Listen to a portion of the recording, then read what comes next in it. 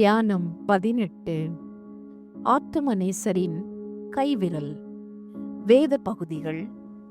அவர் தீரு சீதோன் பட்டணங்களின் எல்லைகளை விட்டு புறப்பட்டு தெக்கப்போலியின் எல்லைகளின் வழியாய் கலிலேயா கடலருகே வந்தார். அங்கே கொன்னை வாயை உடைய ஒரு செவிடனை அவரிடத்தில் கொண்டு வந்து அவர் தமது கையை அவன் மேல் வைக்கும்படி வேண்டிக் கொண்டார்கள். அவர் தமது விரல்களை அவன் காதுகளில் வைத்து உமிழ்ந்து அவனுடைய நாவை தொட்டு வானத்தை அண்ணாந்து பார்த்து பெருமூச்சு விட்டு எப்பத்தா என்றார். அதற்கு திறக்கப்படுவாயாக என்று அர்த்தமாம். உடனே அவனுடைய செவிகள் திறக்கப்பட்டு அவனுடைய நாவின் கட்டும் அவிழ்ந்து அவன் செவ்வையாய் பேசினான். மார்க்கு 7ஆம் அதிகாரம் 31ஆம் வசனம் முதல் 37ஆம் வசனம் வரை. இயேசுவோ குனிந்து விரலினால் தரையிலே எழுதினார். அவர்கள் ஓயாமல் அவரை கேட்டுக்கொண்டிருக்கையில் அவர் நிமிர்ந்து பார்த்து, உங்களில் பாவம் இல்லாதவன் இவள் மேல் முதலாவது கல்லெறிய கடவன் என்று சொல்லி அவர் மறுபடியும் குனிந்து தரையிலே எழுதினார். யோவான் 8ஆம் அதிகாரம் 68ஆம் வசனம். போதனை. கடந்த 5 தியானங்களில் இயேசுவின் திருக்கரத்தை பற்றிய பல போதனைகளை ஆராய்ந்தோம். இப்போது அவருடைய திருக்கரத்தின் விரல்களை பற்றி சுவிசேஷத்தில் அடங்கிய குறிப்புகளை ஆராய்வோமாக. மேலே காட்டிய வாக்கியங்கள் இயேசுவின் விரல் மகத்துவங்கள் 2ஐ வெளிப்படுத்துகின்றன. அவையாவன: முதலாவது, ஆத்துமநேசரின் விரல் செவிடர் காதை திறக்கும் திறவுகோலும் ஊமையர் நாவின் கட்டை வெட்டும் கத்தரிக்கோலுமாயிருந்தது.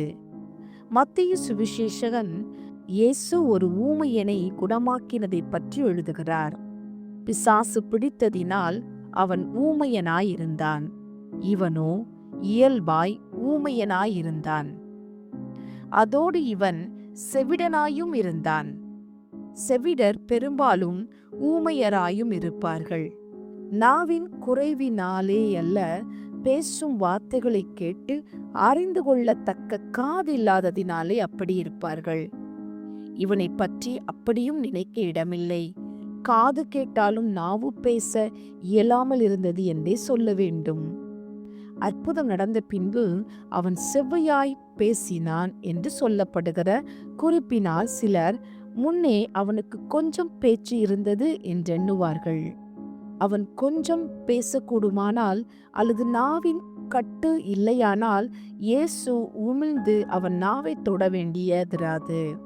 செவ்வையாய் பேசினான் என்ற குறிப்பு பூரண சுகத்தின் தன்மையை காட்டுகிறதென்று நாம் எண்ண வேண்டியது. இரண்டாவதாக, ஆத்துமநேசரின் விரல் பாவத்தை கிறுக்கிற்று. இதை விபச்சார ஸ்திரீயின் சரித்திரத்தில் பார்க்கிறோம். இயேசு தரையில் என்னத்தை எழுதினார் என்று தெரியாது. சிலர் நினைக்கிறபடி அங்கே வந்து நின்ற ஒவ்வொருவனுடைய பாவத்தையும் எழுதி காட்டி அவரவரை வெட்கத்தோடு திரும்பி போக பண்ணியிருப்பார். ஆக்கினை செய்யும் கிரியை உடன்படிக்கையை முன்னே கல்லிலே எழுதி கொடுத்தார். இப்போது ஆக்கினையை தமது சொந்த விரலால் கிறுக்கி தண்டனையிலிருந்து தப்ப பண்ணும் எழுத்தே எழுதுகிறார். தியானிப்போமா? ஆத்துமாவே, இரட்சகருடைய திருக்கரத்தின் விரலை நோக்கி உன் கண்களை ஏறெடுத்து தியானம் செய். இயேசுவின் விரல் ஆத்துமாவின் செவியை திறக்கவும் நாவின் கட்டவிழ்க்கவும் வல்லமை உள்ளதாயிருக்கிறது என்ற செய்தி என் நாவிக்கு மகிழ்ச்சியை கொடுக்கிறது. நானோ செவிடனைப் போல கேளாதவனாகவும் ஊமையனைப் போல வாய் திறவாதவனாகவும் இருக்கிறேன். பாம்பாட்டிகள் வினோதமாய் ஊதினாலும் அவர்கள் ஊதும் சத்தத்திற்கு செவிகொடாதபடிக்கு தன் காதை அடைக்கிற செவிட்டு விரியனைப் போல் இருக்கிறேன். இரட்சகர் தமது திருவிரலால் என்னை தொட சித்தமாயிருக்கிறார். நான் அவரண்டை போவேன். சில நாள் பொறுத்தல்ல, இப்பொழுதே இன்றைக்கே போவேன். அது முதல் சத்தியம் என் செவிக்குள் தடையின்றி செல்லும். தேவாவியானவரின் ஆலோசனைகள் என் மனதில் காதில் தொனிக்கும். என் இயேசு கட்டுப்பட்டு போன என் நாவையும் திறக்கப் போகிறார். ஒரு குண்டினால் 2 புலிகளை விழத்தட்டுகிறார். தமது திருவிரலால் என் ஊமையையும் செவிட்டுத்தனத்தையும் தொலைத்துவிட அவரால் கூடும். இனி எனக்கென்ன குறைச்சல்? செவிடும் ஊமையுமான என் ஆத்துமாவை அவர் திருக்கரத்தின் விரலால் தொட்டு குணமாக்க இதோ நான் நெருங்கிப் போகிறேன். ஆவியே துணை, தேவ ஆவியே துணை செய்வீராக. என் இரட்சகர் செவிடும் ஊமையுமான என் ஆத்துமாவை குணமாக்கும்படி என்னை தனியே கொண்டு போகிறார். என் பாவங்களிலிருந்தும் என் பழைய சிநேகிதரிலிருந்தும் சாத்தானின் உறவிலிருந்தும் வீடு வாசலிலிருந்தும் தேசம் ஜாதியிலிருந்தும் தனியே அழைத்து கொண்டு போகிறார். அவர் என்னை எங்கேயும் கொண்டு போகட்டும், எவ்விடத்திலாவது என்னை தனிப்படச் செய்யட்டும். என் ஆத்தும செவிடும் ஊமையும் தீர்ந்தால் அதே போதும். இதோ என் இரட்சகர் தமது திருவிரலை என் காதுக்குள் விடுகிறார். அது திறந்து விட்டது. சகல சத்தியங்களும் எனக்குள் ஓயாமல் இறங்குகின்றன. அவர் தமது அருளாகிய உமிழ்நீரை என் நாவில் பூசுகிறார். அதன் கட்டுகள் தெரிப்படுகிறது. இப்போது நான் தேவ மகிமைகளையும் சத்தியங்களையும் கேட்கிறேன். இனி என் நாவினால் அவரை துதித்து மகிமைப்படுத்துவேனாக. சகரியா ஆசாரியன் 10 மாதம் ஊமையாயிருந்து வாய் திறக்கப்பட்டவுடனே தேவனை துதித்தானே. பிறந்த நாள் முதல் இத்தனை வருடங்களாய் செவிடும் ஊமையாயிருந்த நான் திறக்கப்பட்டிருக்க என் வாயை மூடுவேனோ? துதிப்போமா. சேனைகளின் கர்த்தராகிய தேவனே, நீர் பரிசுத்தர், பரிசுத்தர், பரிசுத்தர். சேனைகளின் கர்த்தராகிய தேவனே, நீர் பரிசுத்தர், பரிசுத்தர், பரிசுத்தர். தியானிப்போமா. என் இயேசுவின் விரல் என் பாவங்களை கிறுக்கி விடுகிறது. இனி நான் பாவி என்று அழைக்கப்படாமல் இயேசுவின் நிமித்தம் நீதிமான் என்றெண்ணப்படுவேன். என் பாவம் கிறுக்கப்பட்டபடியால் ஜீவ புஸ்தகத்தில் என் பெயர் எழுதப்பட்டிருக்கும். என்னை தண்டனைக்குட்படுத்த நியாய பிரமாணத்தினாலும் தேவ கோபத்தினாலும் தேவ நீதியினாலும் கூடாது. ஏனெனில் என் பாவம் கிறுக்கப்பட்டாயிற்று. பிசாசு, பாவம், உலகம் முதலிய சத்துருக்களின் குற்றஞ்சாட்டுதல் இனி ஒப்புக்கொள்ளவும் படமாட்டாது, விசாரிக்கப்படவும் மாட்டாது, தீர்ப்பு செய்யப்படவும் மாட்டாது.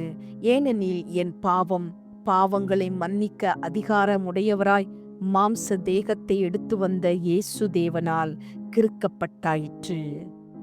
ஆத்துமாவே, இரட்சகரின் திருக்கரத்தின் மகத்துவங்களை கடைசியாக ஒரு கோர்வையாக்கி என் கையில் காப்பு போல கட்டிக்கொண்டு திரிந்து என் ஜீவ காலத்தை கழி.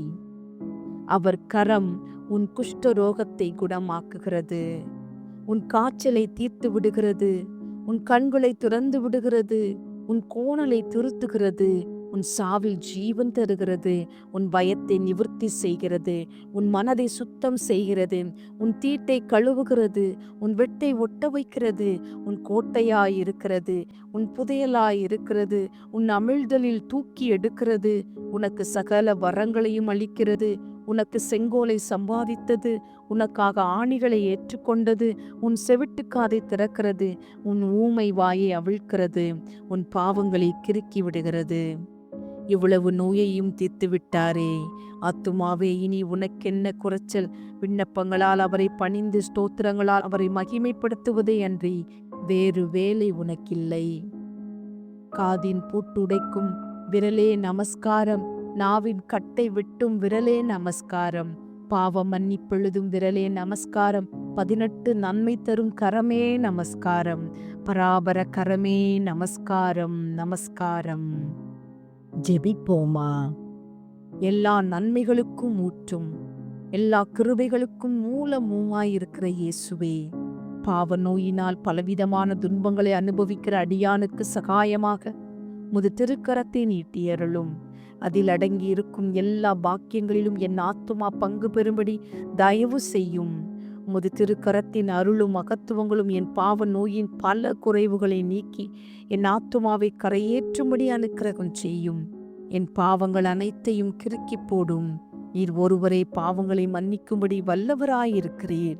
உமது கிருபாகரம் நன்மையிலும் தீமையிலும் வாழ்விலும் தாழ்விலும் வியாதியிலும் சொஸ்தத்திலும் மரணம் என்னை பிரிக்கும் அளவும் அணைப்பதாக. பிதா, குமாரன், பரிசுத்த ஆவியின் நாமத்தினாலே ஆமேன். துதிப்போமா. என் ஆத்துமா கர்த்தரை மகிமைப்படுத்துகிறது, என் ஆவி என் இரட்சகராகிய தேவனில் களி கூறுகிறது. அவர் தமது அடியாளின் தாழ்மையை நோக்கி பார்த்தார், வல்லமையுடையவர் மகிமையானவைகளை எனக்கு செய்தார். அவருடைய நாமம் பரிசுத்தம் உள்ளது. தம்முடைய புயத்தினாலே பராக்கிரமம் செய்தார். இருதய சிந்தையில் அகந்தை உள்ளவர்களை சிதறடித்தார். பலவான்களை ஆசனங்களில் இருந்து தள்ளி தாழ்மை உள்ளவர்களை உயர்த்தினார். பசி உள்ளவர்களை நன்மையினாலே நிரப்பி ஐஸ்வர்யம் உள்ளவர்களை வெறுமையாய் அனுப்பிவிட்டார். நீதிமான்களை அல்ல, பாவியாகிய என்னை ஆதரித்தார். அல்லேலூயா.